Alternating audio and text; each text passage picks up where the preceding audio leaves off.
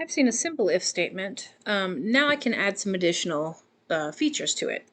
So I have this if statement written that asks somebody for what school they attend, and if they attend Wooten, then it prints out Go Patriots. If they don't enter Wooten, it doesn't print anything. So the first thing I can do to edit this is I can make it have an alternative. So if the Boolean expression, the condition, does not evaluate to true, and in fact it evaluates to false, then I can do an alternate action. So I can do that very easily by writing the word else here. This else means if this thing isn't true, do this. So let's have it print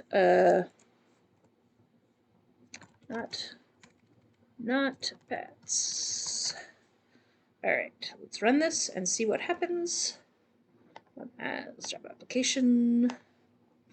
All right, so if I do Wooten, I get Go Patriots, and if I do Churchill, I get the alternate output.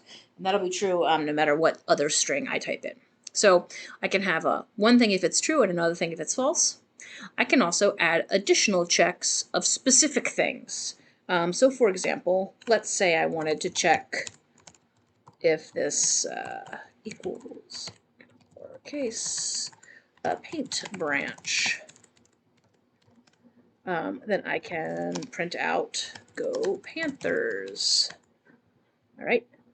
Else, let's change this because it doesn't make sense now. It's just not the Patriots. Let's just say boo.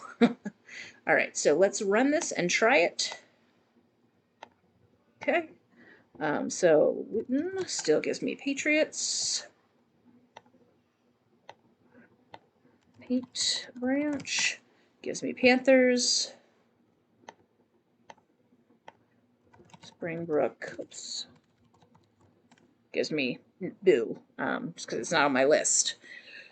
So you'll notice when I did this, I put the ones in the middle, I made it an else if, and I can add as many of these specific checks as I want. I can also have this without the else, so this is an optional piece. We don't need that.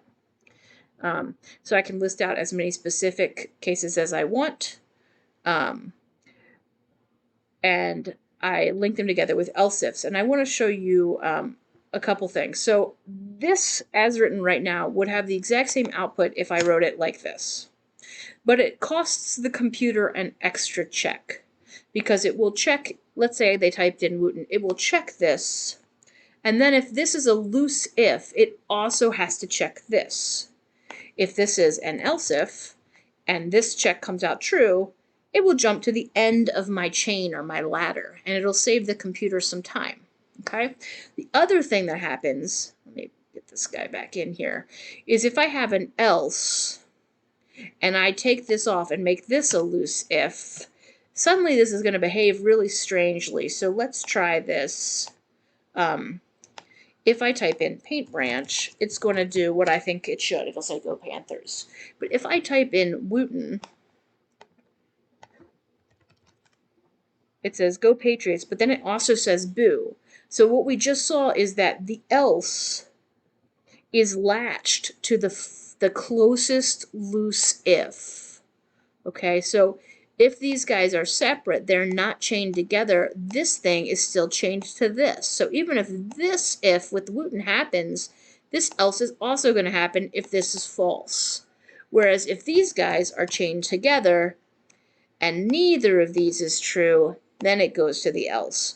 It's very important if you write a set of checks, a set of conditions, where only one of the outcomes should happen, then you should chain them together, both to avoid this problem with the else dangling out here and also to save the computer some work.